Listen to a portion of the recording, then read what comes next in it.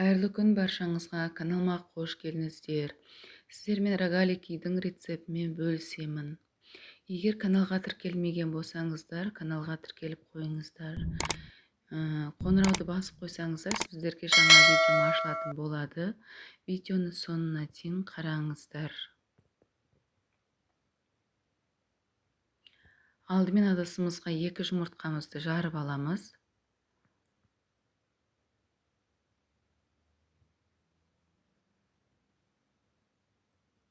Кішкене араластырып, үстіне қант саламыз.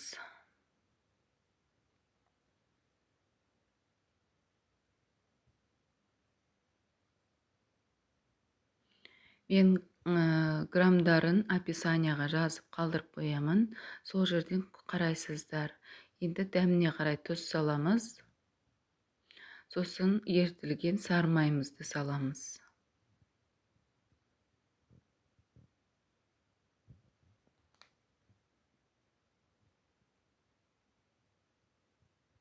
Енді жылы сүтімізді қосып, тағы да барлығын жақсылап араластырып аламыз.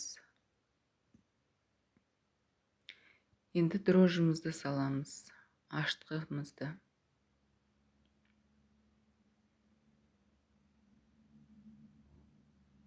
Електен өткізіп отырып, ұнымызды салып отырып, қамырымызды жұмсақ қылып илейміз.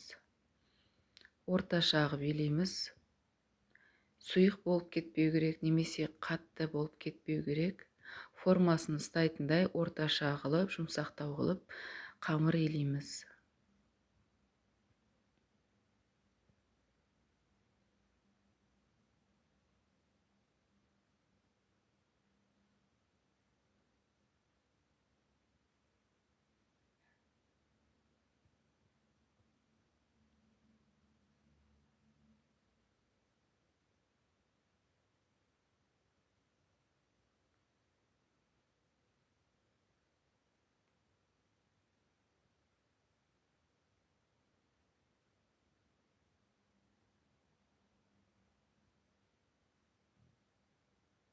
Достар, егер видео ұнаған болса, лайктарыңызды баса отырыңыздар.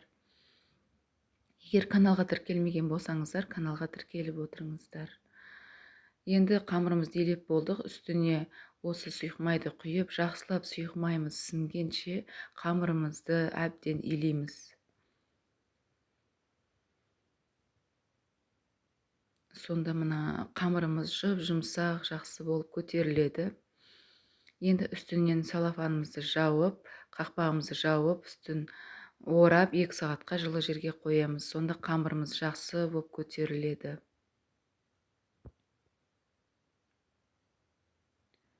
Міне біздің қамырымыз 2 сағат тұрды.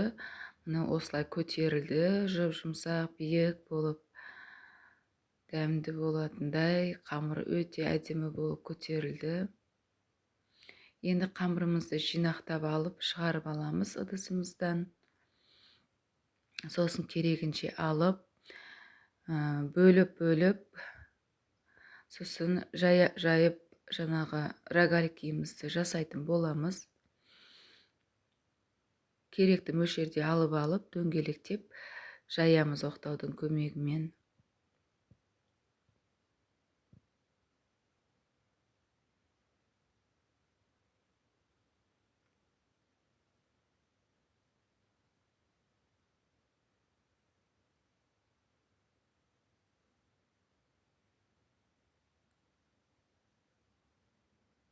Дәл осы видеодағындай қалыңдықта жайыңыздар.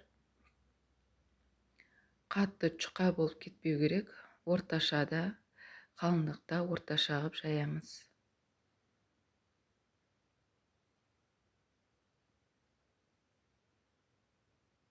Енді жайып болған соң пицца тәрізді сияқты қылып кесіп алатын боламыз. Пиццаны кескендей. Дайын болды. Енді қамырымызды кесеміз. Осылай 4-ке бөліп алып, сосын ортасынан бір-бір бөлсеңіздер болғаны. Енді шетінен бастап ішке қарай ораймыз.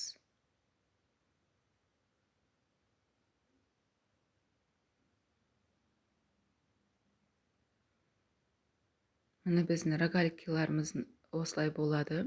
Ортасына салсаңыздар да керемет дәмді болып шығады. Қойытылған сүт, творог, қалауларыңыз біледі.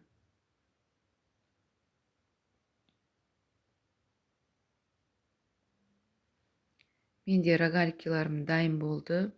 Енді ыдысымызға пергамент қағазымыз төсеп, барлығын салып аламыз.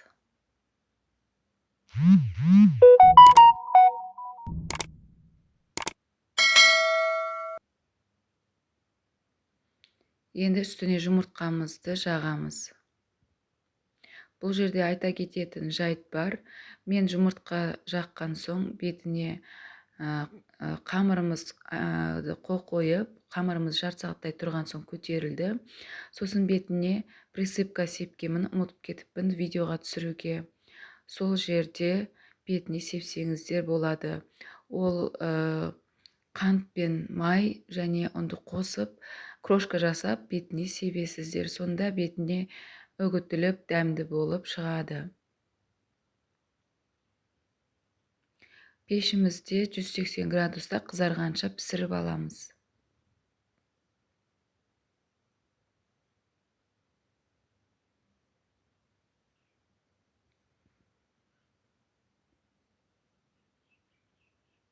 Міне біздің рогаликіміз пісті. Өте әдемі, жұмсақ, дәмді болып шықты.